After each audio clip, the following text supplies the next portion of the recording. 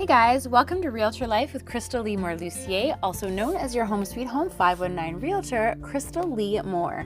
I am so happy you're here. Today we're going to be talking about money. What an important topic, and I know we've talked about it before, but I have some extra tips and tricks that I've been collecting. And as real estate professionals, not only do we have to worry about our own money, but we're always very concerned with our clients and their money. We're usually selling or helping them purchase one of their biggest investments, and especially with mortgage rates and interest rates all over the place, we've had a lot of discussions with clients lately about what it looks like to be in a different kind of financial climate. And a lot of people in the last few years haven't really had to use the horrible B word, and you know the one I mean, budget. Because it's been really easy, or it was really easy to get money. Their savings were at all-time highs. We weren't traveling, we weren't going out as much. But things are it's really coming full circle, and it's time to do something. So a couple of things that I wanted to point out. So I found some really great resources. Firstly, if you haven't heard of Dave Ramsay and the Financial Peace University, big recommend. I actually used the Dave Ramsay program back in, oh my goodness, years ago when I was buying my first condo. And it's pretty cool. There's the 7 baby steps, which we'll go into. And I also recently found a podcast that I really like called the Rachel Cruze Show. So she interviews a lot of people that they have their own different methodologies for getting out of debt or for building wealth. So I'm a big believer that it's important to kind of get your information from the source, but also let people kind of do the work for you. So Tony Robbins calls it modeling. It's really just speeding up and not reinventing the wheel every time. You can actually learn a lot from either books or webinars or keynote speakers or podcasts. Whatever you decide to make your learning path look like, you can definitely take advantage of the fact that there are other people that have done the research and you can learn from them. So let's get into a couple of those things. And the other thing I just wanted to mention, I'm a big fan of Buffini and Company. So they're in Carlsbad, California, and that's who I coach with. But Buffini and Company always talk about the 3 levels of your success. So the first one is stability, and that's kind of like as a new realtor or just starting out, you're trying to get to stability, which means you're able to pay your bills. You're not living in debt. There's not more month than money every month, and that's kind of, we strive to do that. There's been a lot of talk lately in the media about realtors and commission. I know Buffini is going to be having a special broadcast on April 1st just to address what's just gone on with the National Association of Realtors. But it's important to know that no matter what, that you are working hard for your money and then that you're not wasting it. So when it comes to wealth, it's like, how much money are you keeping for your business, for yourself, for giving, all of that.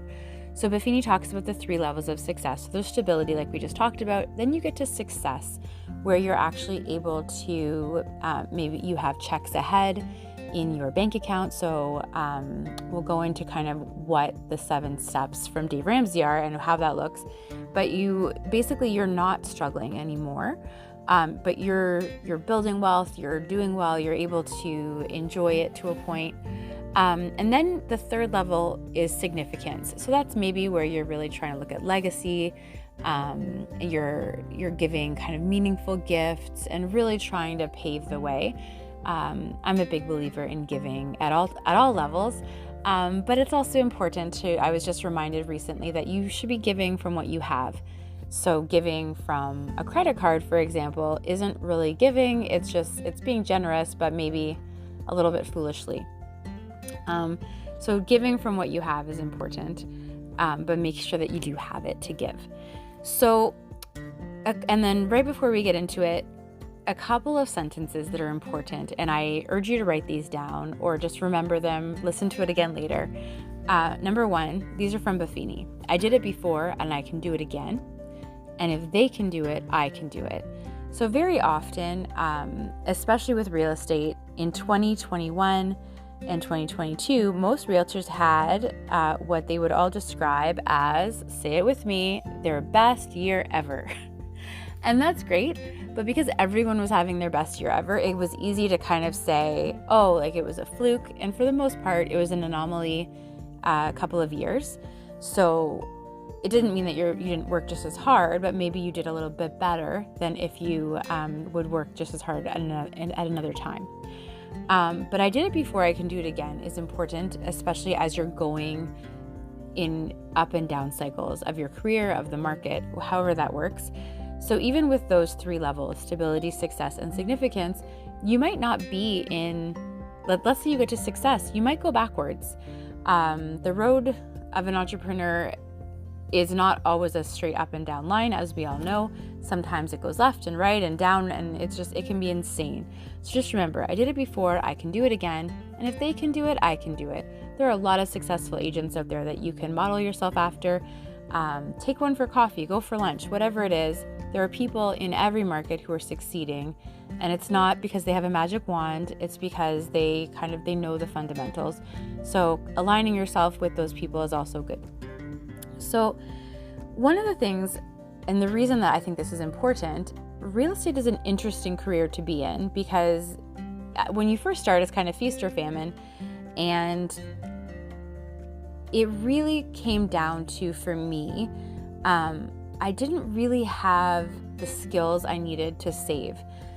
Like when I wanted to buy my first condo, I had been saving up, but really what helped me was selling quite a few houses in a short period of time that I had been working on. And then I was able to buy my first condo, which was great. But it didn't really give me the skills I needed to build in. And when it came to 2021, 2022, I didn't get as much good advice as maybe I should have. And I was so busy, I wasn't paying attention. And my tax bill was very high, and I had not prepared for it.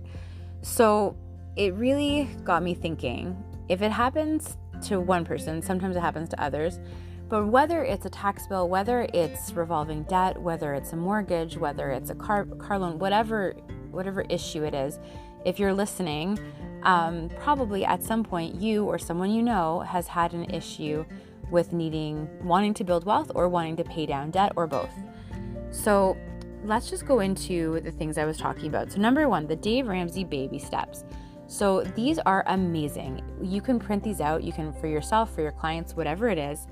The number 1 goal, the first step, is to save $1,000 for your starter emergency fund. Now, I just heard a stat the other day, which was very upsetting, that lottery tickets. So lottery tickets, the average, and this was a US stat, so I'm sure that's pretty similar here, but the average spend on lottery tickets by lower income people is $400 a year.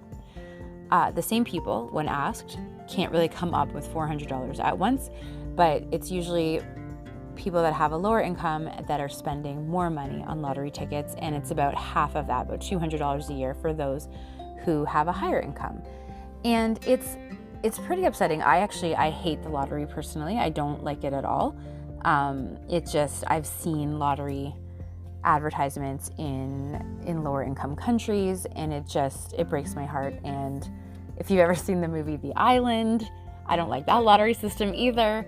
So I personally don't like the lottery. If you do, no judgment. But it really is kind of, instead of the fundamental, not sexy step-by-step process, it's like you really want a windfall. Personally, I also know a few people that have won the lottery, and both of them ended up bankrupt. So everyone thinks, no, it would be different if it was me, and that's fine. But the number 1 goal, step 1, save $1,000 for your starter emergency fund. So this is like if the furnace goes, if the roof goes, if something happens and you need to go somewhere, you need to travel for family, there's a medical emergency, whatever it is. You shouldn't have to pull that out of debt. You shouldn't have to ask to borrow from friends and family. Save $1,000 for your starter emergency fund. Number 2, pay off all of your debt except for your house using the debt snowball.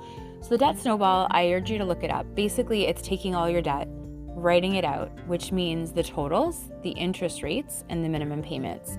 And then the one with the highest interest rate focus paying on that off that first. You never change the amount that you're paying into your debt. So if, let's say, you're paying $2,000 a month towards debt, you pay something off, you just divert the payments to everything else. And the idea is to pay it off faster by getting rid of the higher interest debt first. So look up the debt snowball. Step 3, save 3 to 6 months of expenses in a fully funded emergency fund. So now you're taking that $1,000 from step 1 and you're building it up. So this is going to mean you have to find out, what does your household need for 3 to 6 months? Now, as an entrepreneur, you're going to want a business version of that too. Find out what you're spending, because so often, especially in this fast-paced online credit card and automatic payments, it can be impossible to figure out exactly what you're spending every month. But the smarter you get about this, the better your life will be, and you'll be able to build wealth faster. So after that is done, then you can invest 15% of your household income into your retirement. So a lot of people, myself included, I was doing this in the reverse order. So I was very focused on saving and investing, but it doesn't really help you to invest and make whatever percentage, but pay a much higher percentage on debt. So ultimately, yes, you can get RSPs to pay down taxes and stuff like that, but just make sure that you're doing this in the right order, because realistically, you should get that debt to zero and then start building. Talk to your financial advisor though. This is not financial advice. It's just what I'm learning, or what I've learned. So number 5, save for your children's college fund. So sometimes there's an RES or a RESP. There's some other ideas that you can talk to your bank about, but you do want to kind of help prepare your kids so that they don't end up with this university or college debt right off the bat.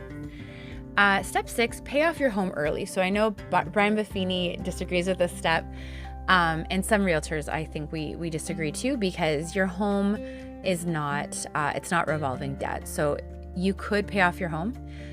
You could also buy an investment property. It really depends on your step 6 can be whatever you want it to be, but at least make sure that you're not over leveraged, and remember that your house is also not a piggy bank. So try to make sure that you're not kind of really just cutting yourself off from the investment that you have. And then step 7 is build wealth and give. So that's where the giving comes in, where you can really be really laser focused on that. I do believe in giving 10% of what you earn away, but like I said at the beginning, make sure you're giving away what you have and not what you maybe will have. Get in the habit of saving for something. So if you don't have a saving plan, let's say you're just not good at saving, just do kind of a tiered system. So your first step is to save up $100. So save up $100. You want to buy something, don't buy it today. Save $100, make a decision. I'm going to save it. I'm going to buy it on this day. And then the next step is save up $250, and then $500, and then $1,000, and then go all the way up to $7,500 or $10,000. It's whatever you want it to be. Everyone has different goals, but the big key is just get out of the habit of immediate spending and instant gratification. And think about, I don't like that it has this feature, but Amazon has a feature where you can go and find out your lifetime spend, all the way back through before COVID, all to now.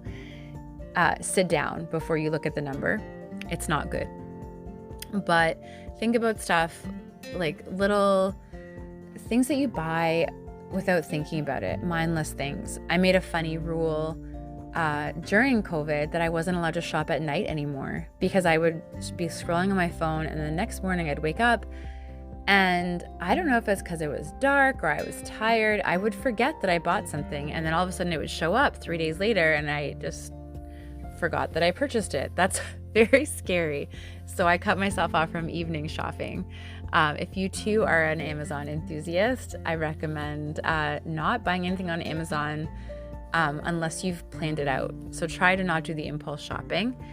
Um, and there are going to be sacrifices, but they're not forever. So the goal is to become debt free, because if you can actually know that as you're earning money, you're building your own wealth, not the wealth of a company or a corporation. I'm not saying to stop shopping. I'm not saying to stop supporting local, because that doesn't help either. But just make sure that what you are buying, you're intentionally buying. If you, like, we had a rule implemented, I implemented a rule for myself, and I tried to get my family on board. It did not work, so I still do it. If I buy something, I have to get rid of something. So if I buy a piece of clothing, I have to get rid of a piece of clothing. If I buy shoes, I have to get rid of shoes. So the goal, obviously, is to not just have this ridiculous amount of stuff, but then to try to minimize. And that's tough for someone like myself. I am not a minimal living kind of person. A lot of things that I own bring me joy. Sorry, Marie Kondo. But the goal is to minimize so that you aren't kind of trapped by this cycle of purchasing and repaying. And a lot of the times we think of things in payments, like, can I afford the payments? Not can I afford the item, just can I afford the payments? And it's kind of, we've gotten into this habit, and especially as we're looking into real estate, like helping our clients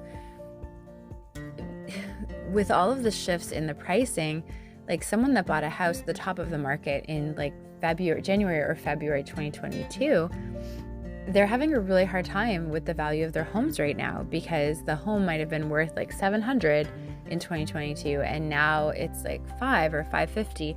And that is difficult. Like, your house didn't lose value, but the market went down. So it's, if you're using your house as kind of how you gauge your wealth, or there's debt and there's payments. I think the stat that I heard was that like most Canadians are like half of one mortgage payment away from going bankrupt, which is very scary.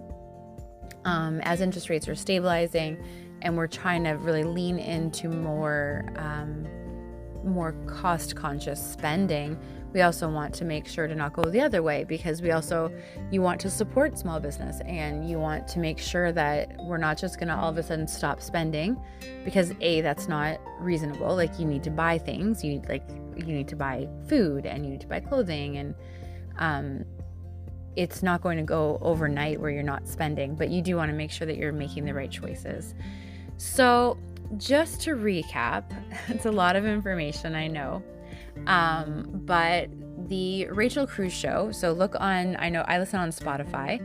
Rachel Cruze is affiliated with Dave Ramsay, I believe. Look up the Dave Ramsay Financial Peace University and the 7 baby steps. And look into, I'm sure it's available somewhere, but Buffini and Company and the 3 levels of success. So stability, success, and significance. And remember, I did it before, I can do it again. If they can do it, I can do it. I am Krystal Lee Moore, Lucier, also known as your Home Sweet Home 519 Realtor, Krystal Lee Moore, and I am so happy that you joined me today. Have a fantastic day.